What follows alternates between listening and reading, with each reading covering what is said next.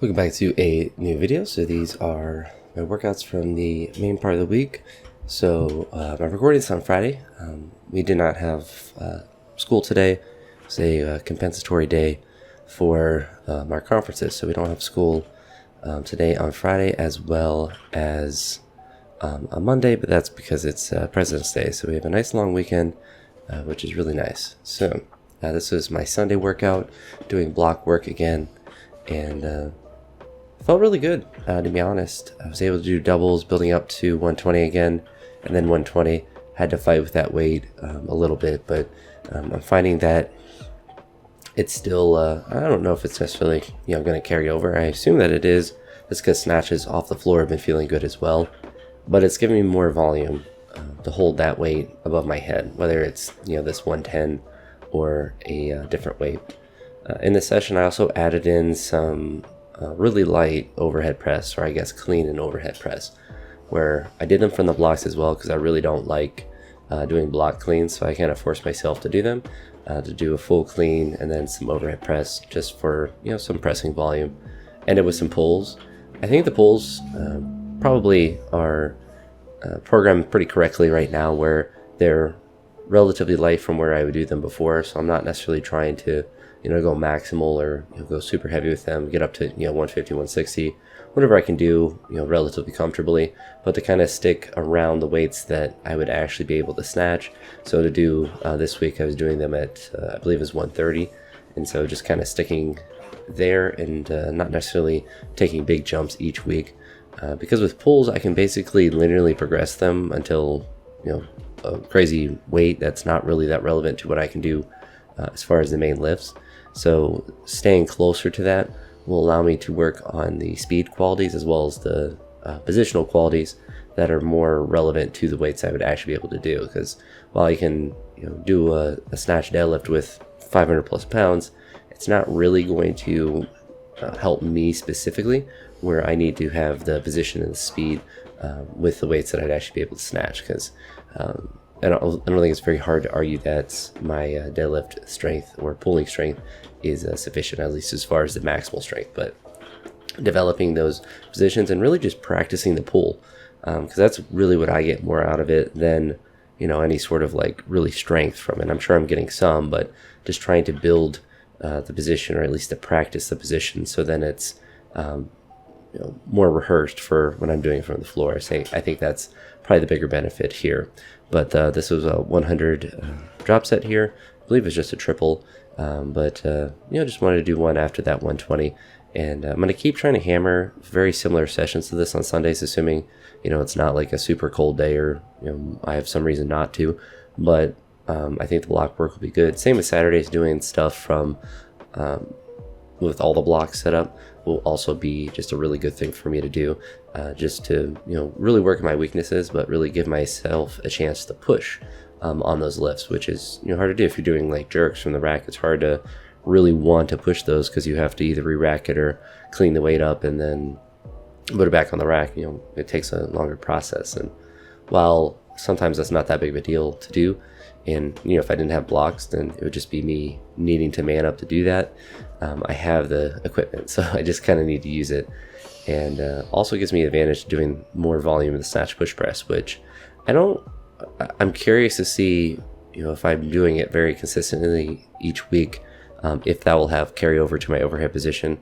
Logically it seems like it should, but it's one of those, like doing the 120s and 130s and 140s for triples, it makes me think that my overhead position is not actually that weak.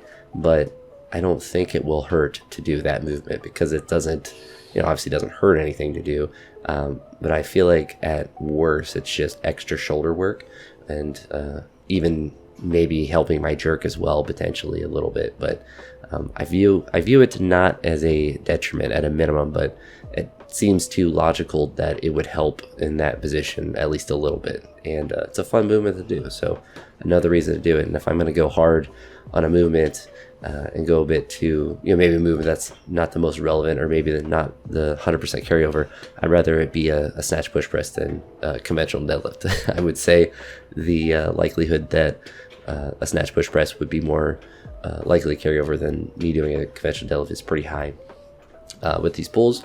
Did 5 sets of 3, and you kind of see just doing them kind of lasha style, and that's not necessarily lasha style, and that's not necessarily for any particular reason, but I do find that if I don't do that full lay back extension with my upper body, then I'm able to kind of keep it in that position along my legs a little bit better. That makes the reps a little bit easier to kind of just go one after another.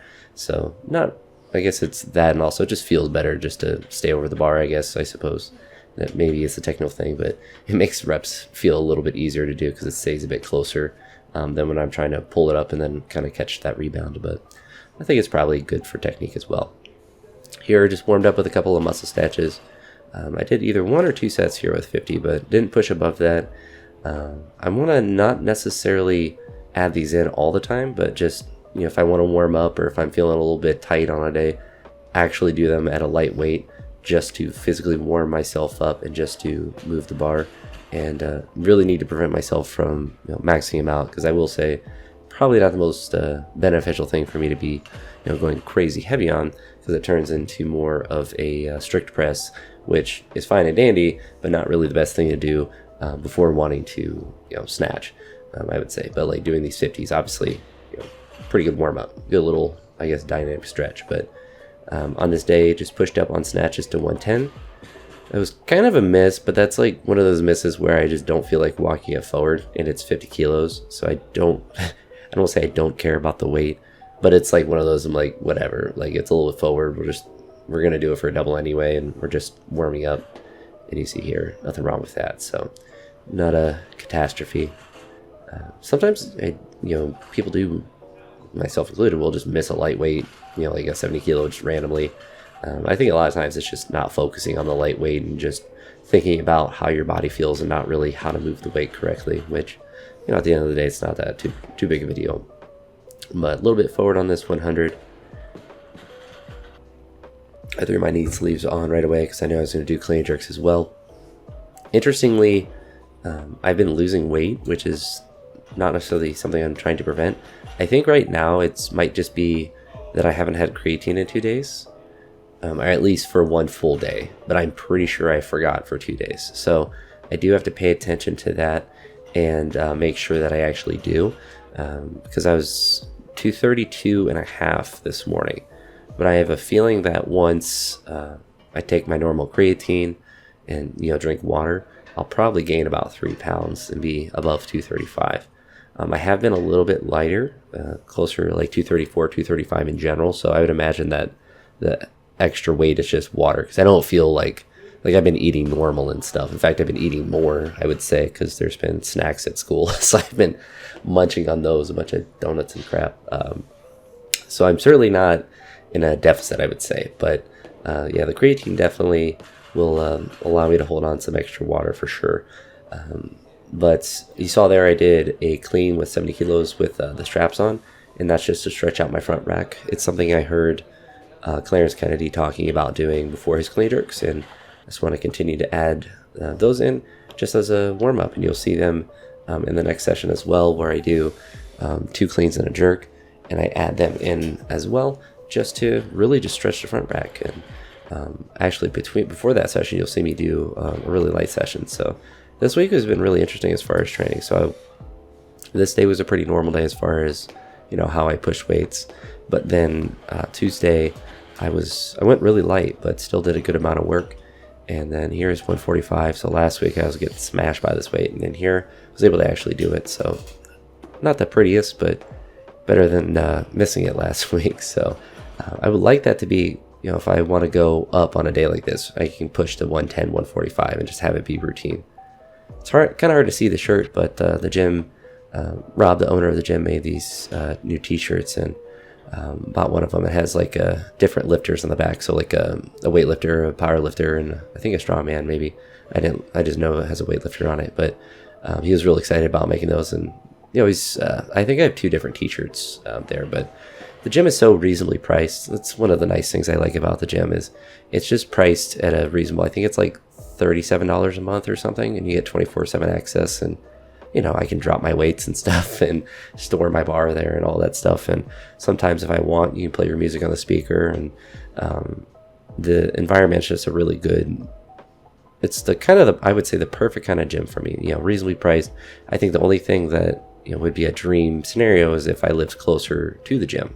Having to drive 30 minutes to the gym is not the best, but it's also one of those things that if you want to find a good place to train, you're going to probably have to drive a little bit, unless you're really lucky and you live close to a place.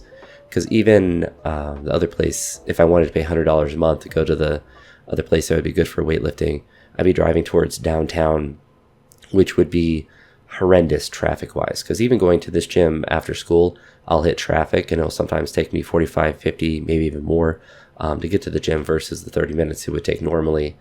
Or I think it's 29 from where I work. So it would be, always takes more because of traffic. But going downtown or towards that area, I've never GPSed it after school. I don't have any desire to, because it sounds, just the thought of going that direction sounds just like it would take an hour and a half plus every day. And you're paying $100 a month. And there's going to be a lot of people there because it's, just a bigger, I think there's just more population that's there as far as people that are going to the gym on a regular basis. That's the other thing that's nice about the gym that I'm at. It's just a smaller gym in general. So you're not going to be bogged down waiting for equipment and stuff, which is good. But, that's one of the things that you just have to take into account. You have to find the place that's good for you. And oftentimes it's right here in the shed. It's the best place. The cheapest for sure, because there's no gas cost to walk out to the gym unless I'm letting loose a little bit as I'm walking out. But that kind of gas is free. You see here, I tried to do a SOTS press, I guess a snatch SOTS press, whatever you want to call it, but I didn't warm up for them at all, and 50 kilos is actually pretty heavy for me for that movement. I actually haven't really done those in a while. I don't necessarily think they're the most beneficial thing other than just kind of like a warm-up, but I might start adding them in. It's kind of be similar to how I did that clean with straps. Like, it might just be something I just do as I warm up a little bit, but I actually really liked how I felt on this day. It was really interesting because I didn't really have much motivation to train hard, but I still, as you saw, did the overhead squats with some weight or some reps there. And then here, just doing a 50 kilo clean, which is, insignificant. But you see, I'm just kind of moving around to the bottom to try to stretch out my front rack as much as I can. I try to do a regular SOTS press there, and I just don't have the mobility for it. So it fell off there, and I was like, it'd be really cool if I could do that here, but I think I'm just not built well for that movement. I don't think I have the natural mobility. I definitely think it would have had been something that I would have to have done when I was like a really young kid to really get that mobility. Because that's the thing, is like, it's not even that I need to maintain it. Like, I just physically can't really get into that position, and maybe that's why I'm so anti squat jerk, because I can't do them. But I really don't think they're crazy efficient to do for 99% of people. But for people that are built like me, started weightlifting when they're 22, 23, like, I'm just physically not ever going to get into that position with my leverages. I'm impressed when people can, but often they're people that are lighter than me and have just different leverages. I think it's just a mobility intensive movement. But like, in theory, it'd be a nice thing to be able to do. I'm just not built for it, unfortunately. I'm not built for it tough. But here is the Wednesday session. So here, this is when I did clean doubles. Perfect, now I remember. Don't mind my Cleveland Indians shirt, or sweatshirt. It's probably one of my favorite sweatshirts, and it's not just because it's Cleveland. It's just a really comfortable sweatshirt, so I wear it all the time. And it's like the perfect thickness for like warming up for training when it's cold. But snatches on this day went really well. It was interesting. So I did doubles without straps, and I was able to get up to 112. I didn't have any misses, and they honestly all felt really good. So I was really happy with how I was moving with snatches. And I kind of knew that the day prior, doing that light session probably actually helped me a lot on this day, not just on the recovery, but just the mobility on that day. So it was just kind of like a double-edged sword in a positive way, to where I was able to warm up and stretch out and not do too much the previous day, and put myself in too much of a recovery hole, and be able to push pretty hard on this day. So the doubles working up as well too. So here it will be the double with 100, and you can call them clusters. I'd be fine with that, because without straps, I'm not trying to rush through the reps and hurry up and get to the second one to be able to call it a true double. I don't do CrossFit. I've never done CrossFit, so doing reps without straps does take me longer, obviously, than with straps, but I just don't have the ability to just to quickly grab it again and just go at it, because it will just not work very well. Perhaps that's the benefit of doing CrossFit, is you can get better at pointless stuff like that. But I came from powerlifting and from normal sports, so never had the CrossFit life, which I'm glad I didn't, because I feel like I would have just developed really bad habits. I don't think I would be any better at weightlifting than I am now, because the only thing that I'm really missing is, I guess, supposedly or potentially the cardio from doing a bunch of CrossFit, but like re-catching cleans and a hook grip and pointless things that you do for CrossFit workouts when you have to do like 10 cleans in a row or something. So it's to me it's interesting to see that people who don't come from CrossFit that do weightlifting, because most people do, and it's still the case for a lot of people. But I suppose when you're a kid and if you want to get into weightlifting, you kind of have to be at a CrossFit gym, since you'll go with your parent. You're not typically ever going to find just a pure weightlifting or even a powerlifting gym if you're a teenager. So there is that benefit for sure. But the second rep of the 112. So I was happy with that. And what's nice too is when I do a really good set like that, I always know it's a good sign when I'm like, I kind of want to do 115. Like I kind of think like the next weight that I would do, and I'm like, I kind of want to try it. I'm like, no. Like, you need to actually chill out. Like, that was good enough for the day, and actually stopping at that weight, but like thinking that you could do more. It's good when you have that mindset or when you have that thought, because it tells you that the weight didn't, neurologically it wasn't destroying you. It's not bad, if you do a weight and you're like, this is the hardest thing I've ever done in my life. It makes sense if you're pushing yourself. But it's also nice to kind of have that mindset where you're like, I think I could have done a little bit more. But knowing like, on this day, I'm not going to go crazy on snatches and miss a whole bunch trying to do 115 or 16 or whatever, and take away from the clean and jerk work that I could be doing. So knowing that you have that little bit more, you're like, all right, now I can really go and attack clean and jerks a lot. I haven't done double cleans in a little bit, and I wanted to push. I figured I would get to 140, and that was like, I knew I'd be able to do the double cleans fine, but I figured I would be able to do an attempt at 140, and if I was going to miss the jerk, then I was going to just double 150 as just a clean. But you'll see here, I did a pretty ugly jerk with 140, but I jumped all the way from 110. So my ooga booga brain said, well, if I can take a 30 kilo jump to 140, I surely can take a 10 kilo jump and get it. And wasn't all super off in that thought. I was still pretty decently close on the 150 attempt, and I was able to do a double clean with it, which is nice as well. But you see here, certainly not a pretty jerk.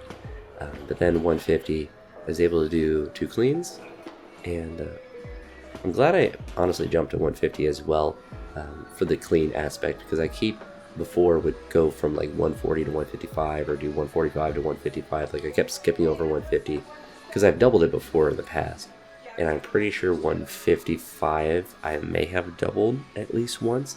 I may have even done a double 160. And cleans are weird, especially like double cleans, just because it's such a high percentage of my front squat that I think a lot of times I just get gassed on the first one, even if I can go up for another single. The second rep of a double will just absolutely smash me sometimes. Here with back squats, not too much volume today, just did triples with all the sets building up. So went 70, 120, 170, then to 200. 200 was the last triple, and then I jumped all the way to 225 and did a double, which 230 is my best double currently, so a decently high percentage. Part of me wanted to try, or at least it was the thought to try 225 for a triple, but after the second rep, I felt like my face was going to explode from I suppose probably the blood pressure, but just how much I was straining on that second rep, even though it was moving okay, and I decided that I didn't really want to fail a third rep, I don't think, like, I think I probably could have, but I think it would have been a really big grind. You see here, like, pretty difficult double, and that's where I was like, whew, that was hard.